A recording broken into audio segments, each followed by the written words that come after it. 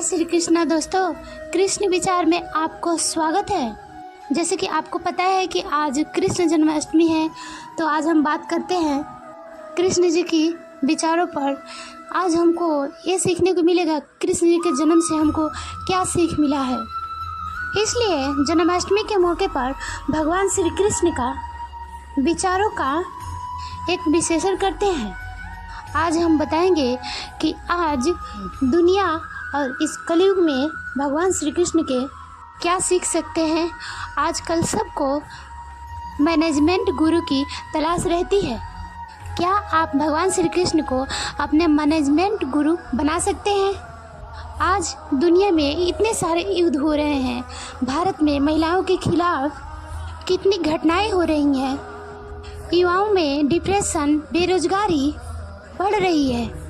तब भगवान श्री कृष्ण के विचारों में इन सारी समस्याओं का समाधान मौजूद है और आज आप श्री कृष्ण से बहुत कुछ सीख सकते हैं। लाइफ मैनेजमेंट सीख सकते हैं। सोचिए, जिस क्षण में भगवान श्री कृष्ण का जन्म हुआ उसी क्षण में मृत्यु उनकी सबसे निकट थी। उस क्षण में भगवान श्री कृष्ण के प्राण तो बच गए, लेकिन उनको अपने माता पिता से दूर होना पड़ा और अपनों से बिछड़ने का ये सिलसिला उनको जीवन भर झेलना पड़ा। आखिरी तक ये सिलसिला चलता रहा। आखिरकार उनकी माँ देवकी, पिता वासुदेव छूटे। फिर जिन नंद बाबा और यशोदा माँ ने जिन उनकी परवरिश की वो छूटे। फिर गोकुल भी उनसे छूट गया और आखिर में जिस द्वारिका नगरी को उन्होंने स्थापित किया वो भी समुद्र में विलीन हो गया। यानी भगवान श्री कृष्ण के जीवन में उनसे उनका सब कुछ लगातार छूटता गया, लेकिन फिर भी वो आगे बढ़ते रहे और विचलित नहीं हुए। इसलिए आप में से बहुत सारे लोग जिन्हें ऐसा लगता है उनके साथ बड़ी नाइंसाफ़ी हो रही है, उनके जीवन में बहुत कुछ छूटता जा रहा है, वो भगवान श्री कृष्ण से प्रेरणा ले सकते हैं। श्री कृष्ण मानते थे जब दुश्मन शक्तिशाली हो तो उनके साथ कूटनीति का उपयोग करना चाहिए और उन्होंने काल्यावध और जरासंध के साथ बिल्कुल यही किया। उन्होंने काल्यावध को मुचकुंद के हाथों मरवा दिया और जरासंध को भीम से, और ये दोनों ही योद्धा बड़े शक्तिशाली थे। लेकिन श्री कृष्ण ने इन्हें युद्ध के पहले ही समाप्त करवा दिया और ये बताए कि जब दुश्मन आपसे ज़्यादा शक्तिशाली हो तो दिमाग से, कूटनीति से काम लेना चाहिए। श्री कृष्ण कहते थे कि युद्ध में संख्या बल का महत्व नहीं होता, बल्कि साहस, नीति और सही समय पर सही शस्त्र और सही व्यक्ति का उपयोग करना महत्वपूर्ण होता है। जैसे महाभारत के युद्ध में पांडव सिर्फ 5 भाई थे और कौरव 100 भाई थे। पांडव की संख्या कम थी, लेकिन श्री कृष्ण की युद्ध नीति के कारण पांडव 18 दिन तक चले इस युद्ध में आखिर में जीत गए। भगवान श्री कृष्ण को योगेश्वर भी कहा जाता है, जिनके पास योगस्त्र बुद्धि थी, जो ये जानते थे कि सही समय और फैसले परिस्थितियों के हिसाब से लिया जाता है। महाभारत के युद्ध में जब अर्जुन ने युद्ध लड़ने से इनकार कर दिए थे, तब भगवान श्री कृष्ण ने उन्हें गीता का उपदेश दिया था और कहा था, अगर अर्जुन ने इस युद्ध भूमि को छोड़ दिया तो इससे पूरे जग में उनकी अपकीर्ति होगी और अपकीर्ति मृत्यु से भी बढ़कर है और आपको रणछोड़ कहा जाएगा। यह कहकर उन्होंने अर्जुन को मना लिया था। ये आपको युद्ध लड़ना ही होगा, भले ही ये आपका युद्ध अपनों से क्यों ना हो।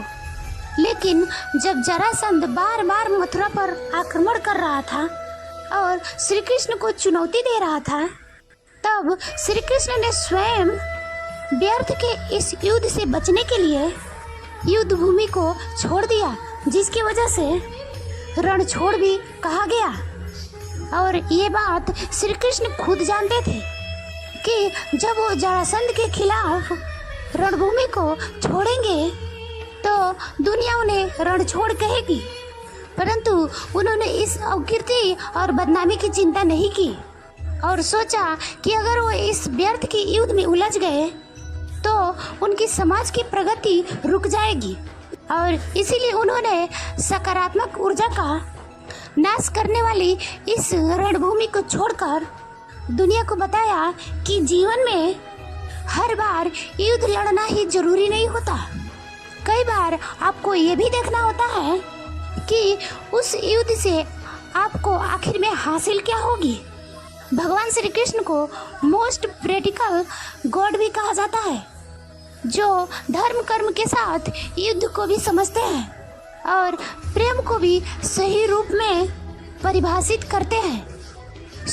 युद्ध मतलब लड़ाई और प्रेम तो आप जानते ही हैं। श्री कृष्ण कहते हैं जब कोई व्यक्ति किसी के दुख और सुख के साथ वैसे जुड़ जाता है जैसे वो सुख और दुख उसी का हो, तभी वो प्रेम के सर्वश्रेष्ठ ऊंचाई को हासिल करता है। और यही सच्चा प्रेम है।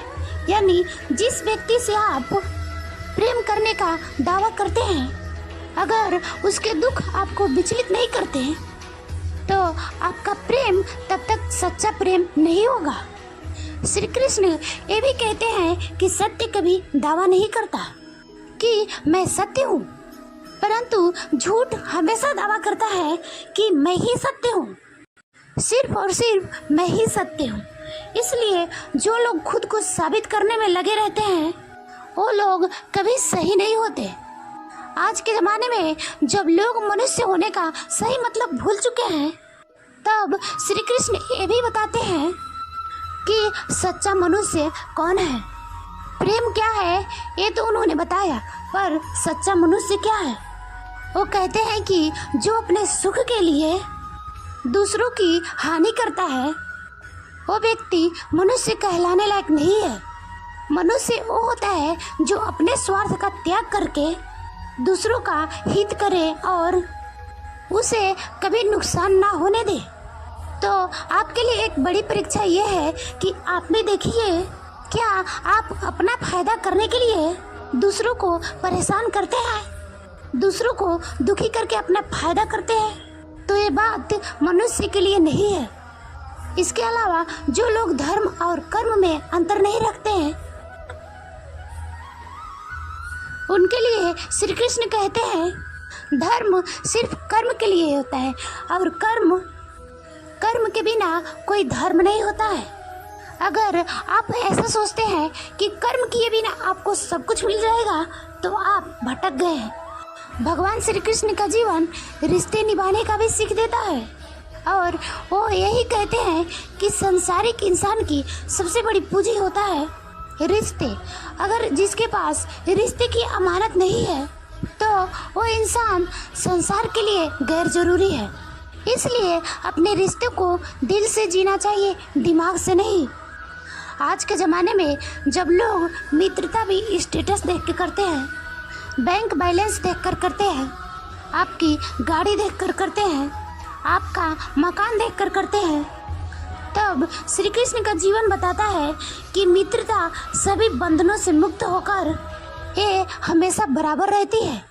श्री कृष्ण और सुदामा का मित्रता अमीर गरीब ऊंच नीच इन सब से ऊपर था। इसलिए आज की युवा पीढ़ी उनसे बहुत कुछ सीख लेती है, दोस्तों के बारे में, दोस्ती के बारे में, मित्रता के बारे में। इसके अलावा श्री कृष्ण माता देवकी और वासुदेव के पुत्र थे, लेकिन उनका वृंदावन में पालन माता यशोदा और नंद बाबा ने किया था और भगवान श्री कृष्ण ने दोनों ही माता पिता के सेवा की, दोनों माताओं को बराबर का स्थान दिया और दुनिया को ये सिखाए कि हमारे जीवन में माता पिता और परिवार से बड़ा कुछ भी नहीं है। और श्री कृष्ण को माखन चोर भी कहते हैं। इसलिए माखन चोर होने के साथ साथ वो लोगों को स्वस्थ जीवन का भी संदेश देते हैं। वो कहते हैं कि भोजन करते समय हमारा सारा ध्यान भोजन पर ही होना चाहिए, क्योंकि भोजन सिर्फ शरीर के लिए ही नहीं बल्कि यह आत्मा के लिए भी होती है। और वो ये भी कहते हैं कि जीवन में भोजन, शयन और व्यायाम का संतुलन होना अति आवश्यक है, क्योंकि इनके संतुलन के बिना जीवन नहीं होता है। आज आप श्री कृष्ण से स्वस्थ जीवन जीने की प्रेरणा भी ले सकते हैं। और हम आज आपको ये भी बताना चाहते हैं कि महाभारत के युद्ध के बाद क्या हुआ था। इस युद्ध के बारे में तो आप सब जानते हैं। इस युद्ध का नतीजा क्या रहा था आप ये भी जानते हैं। लेकिन उसके बाद क्या हुआ था, जब महाभारत का युद्ध समाप्त हुआ, तब इस युद्ध के जीतने के बाद पांडव को हस्तिनापुर का राज मिल गया और युधिष्ठिर इस राज्य का राजा बने। और भगवान श्री कृष्ण महाभारत के युद्ध के बाद द्वारिका चले गए।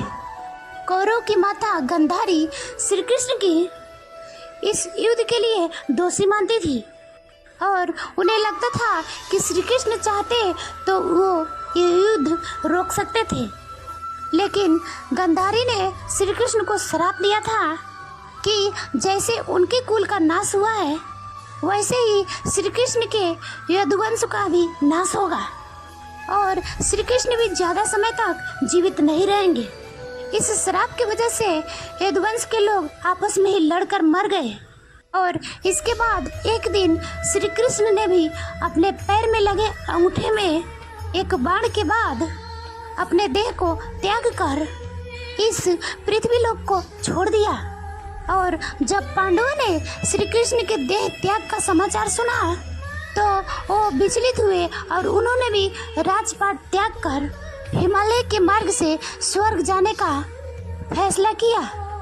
युधिष्ठिर ने अर्जुन के बेटे अभिमन्यु के पुत्र परीक्षित को अपना राज्य सौंप दिया और पांचों पांडव और द्रौपदी हिमालय की ओर रवाना हो गए। और रास्ते में उनके साथ एक कुत्ता भी चलने लगा। हिमालय की बर्फ में एक एक करके पांडवों की मृत्यु होने लगी। सबसे पहले द्रौपदी, उसके बाद सहदेव, फिर नकुल, फिर अर्जुन और आखिर में भीम की भी मृत्यु हो गई। और इनमें भी द्रौपदी का मौत का कारण उनका वो अहंकार था जिसमें वो खुद को सबसे सुंदर मानती थी। और पांचों पांडवों में भीम से सबसे ज्यादा प्रेम करती थी। सहदेव को अपनी बुद्धि का अहंकार था और इसी अहंकार के कारण वह स्वर्ग जाते समय खाई में गिर गए और उनकी मृत्यु हो गई। नकुल को अपने रूप का अहंकार था और इसके कारण उनकी भी मृत्यु हो गई। अर्जुन को अपने पराक्रम का अहंकार था और इसी अहंकार के कारण उनकी भी मृत्यु हो गई। और भीम को अपने बल का अहंकार था, उनकी मृत्यु भी इसी कारण हो गई। सिर्फ युधिष्ठिर भी इस स्वर्ग के इस यात्रा को पूर्ण कर पाए और आखिर में वो इंद्रदेव को मिले जो उन्हें जीवित ही स्वर्ग लेने के लिए आए। और जब जब भगवान श्री कृष्ण की बात आती है, द्वापर युग के साथ देव और दानव का उल्लेख होता है। और अब हम वो बात आपको बताएंगे जो आपको बहुत ध्यान से सुननी चाहिए। सनातन धर्म के साथ सतयुग में देव और दानव अलग अलग लोक में रहते थे। देव देवलोक में रहते थे और दानव दैत्य लोक में। इसके बाद त्रेता युग आया जिसमें देव और दानव एक लोक में रहने लगे, जिसमें भगवान श्री राम भी इसी पृथ्वी लोक पर रहते थे और रावण भी इसी पृथ्वी लोक पर रहता था। जिसके बाद द्वापर युग आया जिसमें देव और दानव दोनों एक ही परिवार में रहने लगे। पहले तो एक लोक में रहते थे, अब एक ही परिवार में रहने लगे। और कौरव और पांडव का युद्ध उसी युग में हुआ था। और अब एक कलयुग चल रहा है जिसमें आप और हम रहते हैं, जिसमें देव और दानव एक ही शरीर में रहते हैं। तो पहले अलग अलग लोक में रहते थे, फिर एक लोक में रहने लगे और फिर एक ही परिवार में रहने लगे। और आज इस कलयुग में एक ही शरीर में रहते हैं। अब निश्चय आपको करना है कि देव बनना है या दानव। जय श्री कृष्ण दोस्तों, सनातन धर्म में आपको नमस्ते। वीडियो में बस इतना ही। वीडियो अच्छी लगे तो लाइक करना, कमेंट करना और शेयर भी करना। Thank you.